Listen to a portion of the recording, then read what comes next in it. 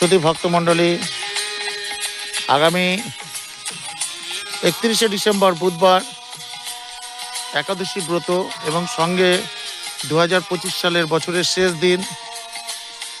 আমরা একাদশী ব্রতের মাধ্যমে হরিনাম সংকীর্তনের মাধ্যমে রাত্রি 12টা অবধি আমাদের নন স্টপ হরিনাম সংকীর্তন হবে এবং রাত্রি 12টায় আমরা 2026 সাল নতুন বছরকে স্বাগত জানাবো। এবং যেহেতু সেদিন একাদশী থাকায় আমরা সকলে একাদশীর প্রসাদের ব্যবস্থা থাকবে সকলের জন্য।